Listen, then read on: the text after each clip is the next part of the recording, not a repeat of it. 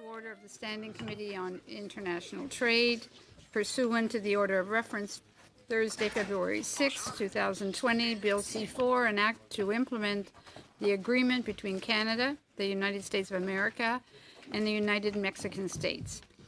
For witnesses in this segment, we have from the Canadian Agri-Food Trade Alliance, Brian Ennis, Vice President, and Claire Chiteau, the Executive Director. Welcome. We have the Canadian Cattlemen's Association, Bob Lowe, Vice President, and Fawn Jackson, Manager, Environmental and Sustainability. And from the Canadian Labour Congress, Hassan Youssef, President, and Chris Roberts, National Director. And the United Steelworkers, Ken Newman, National Director, and Mark Rollison, Executive Assistant to the National Director. Welcome to all of you. Thank you for taking the time to come out and appear before the committee today. We will start with Mr. Innes. Merci de nous avoir invités. Aujourd'hui, au nom de Thank you for having invited us to speak on behalf of CAFTA, the voice of Canadian agri-food exporters, regarding the Canada-United States-Mexico agreement. Very simple message. CAFTA calls for the swift ratification of CUSMA to ensure continued stability in the North American market and strongly urges parliamentarians in both houses to pass Bill C-4 quickly. CAFTA represents the 90% of farmers who depend on trade, and producers, manufacturers, agri-food exporters who want to grow the economy through better and competitive access to international markets. This includes the beef, pork, meat, grain, cereals, pulses, soybean, canola, as well as the malt, sugar, and processed food industries.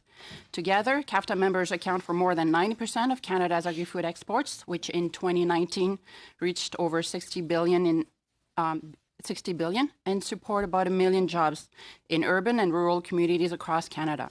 A significant portion of these jobs and these sales would not exist without competitive access to world markets.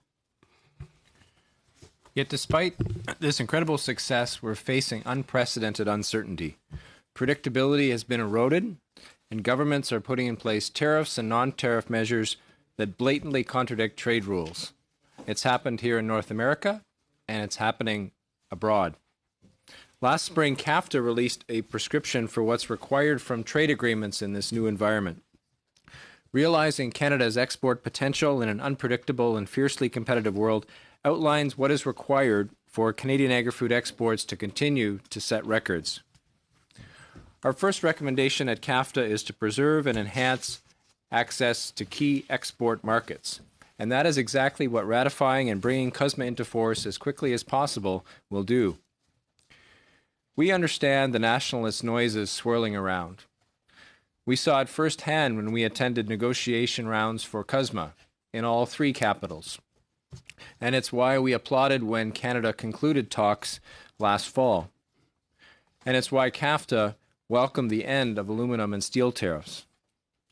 We appreciate the value of tariff-free markets, because for the agri-food industry, tariff-free access has been incredible for our sector. Over the last 25 years, Canadian agri-food exports to the U.S. and Mexico have nearly quadrupled under NAFTA. They've gone from $9 billion in 1993 to $34 billion in 2019. And today, the U.S. and Mexico are our first and fourth largest markets, representing about 55% of all of our agri-food exports from Canada. We at CAFTA support CUSMA because it builds on the success of NAFTA. It preserves our duty-free access to North American markets, and it's this duty-free access that is the foundation of the success of our sector. Our members, including the hundreds of thousands of farmers, ranchers, food processors, and agri-food exporters across the country, rely on trade for their livelihood. And we're very pleased that the Canadian government is taking steps to ensure CUSMA is brought into force. Our members emphasize the following outcomes as key benefits of the new CUSMA. The agreement contains no new tariffs or trade restricting measures. All agricultural products that have zero tariffs under NAFTA will remain at zero tariffs under CUSMA. Maintaining predictable duty-free access to the North American market is a major win for Canada's agriculture and agri-food exporters, which will help strengthen the supply chains that have been developed for the past generations across North America. The new agreement includes meaningful progress on regulatory alignment and cooperation. In particular, I would note the establishment of the Working Group for Cooperation on Agricultural Biotechnology and the creation of a new Sanitary and Phytosanitary Committee, which will help ensure regulations are transparent, based on science, and that trade in North America flows freely, fairly, and abundantly. Another key benefit for our members is the preservation of dispute resolution provisions that are vital to ensuring fair and transparent processes are in place for when disagreements arise. Preserving Chapter 19 in its entirety and much of Chapter 20 from the previous NAFTA are important wins for our members. Market access improvements for Canadian agri-food exporters include increased quotas for refined sugar and sugar-containing products, as well as some gains for some processed oilseeds products like margarine. All welcome wins. All these advances will help consolidate the gains of the original NAFTA and provide certainty in the North American market, which is really essential to the success of Canadian agri-food manufacturers and exporters. In closing, CUSMA represents a meaningful upgrade to NAFTA for our members by keeping our trade tariff-free, establishing processes that help remove remaining technical barriers to trade, and maintaining vital provisions to deal with disputes. And we look forward to working with the government to bring CUSMA into force as soon as possible so that our members can realize its benefits as quickly as possible. Thank you very much. On to Mr. Lowe for the Cattlemen's Association. Thank you. It says good morning. Good afternoon. My name's Bob Lowe, and I'm a rancher and feedlot operator in southern Alberta. I'm also the current Vice President of the Canadian Cattlemen's Association, the national voice of Canada's 60,000 beef operations. And I'll just add a little correction. With me is Fawn Jackson, and she's gone through the environment portfolio. She's now the Senior Manager of Government and International Affairs with the Canadian Cattlemen's Association. The CCA has long been an advocate for free trade, and today I'm here to encourage all parliamentarians to swiftly ratify CUSMA. Under both NAFTA and CUSMA, the beef industries of Canada, the United States, and Mexico have and will enjoy reciprocal duty-free trade between our countries. North America is the largest market for Canadian beef, and the integration of our markets makes us more competitive internationally.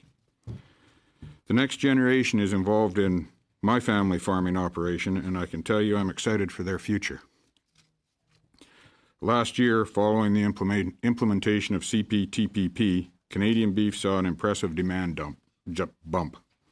Our exports overall grew 19% in value, and specifically into the Japanese market grew 68% in value. I bring this up because a similar demand increase happened following the implementation of the original NAFTA. Under NAFTA, Canadian beef exports to the U.S. grew 340% in total value, from $500 million in 1995 to $2.3 billion in 2019. Similarly, beef exports to Mexico grew over 30-fold in value, from $3.7 million in 1995 to $127 million in 2019. All of this to say that trade agreements are not only fundamental to the viability of farming and ranching operations from coast to coast, but are the foundation for growth of Canada's agricultural sector. For my cattle operation, having American buyers in the Canadian market for live cattle means that I can rest assured that I have a competitive market to sell my cattle into. Today, an example of this we are seeing in eastern Canada. Cattle producers struggling financially as a technical issue has essentially removed American cattle buyers from their market. This has resulted in significantly depressed prices and is an unfortunate example of just how important having an open and competitive North American cattle market is. Having North American buyers participate actively in the Canadian market is imperative to the financial well-being of Canadian farmers. And it's not just reciprocal duty-free trade that is important, but also the progress on regulatory alignment, cooperation, and avoidance of factors disruptive to trade. We were quite relieved that the negotiators thwarted efforts to bring mandatory country of origin labeling back, which cost the Canadian beef industry billions of dollars between 2008 and 2015. Additionally, the new agreement includes a section that highlights the commitment to not disrupt trade through labeling. We were pleased to see the shared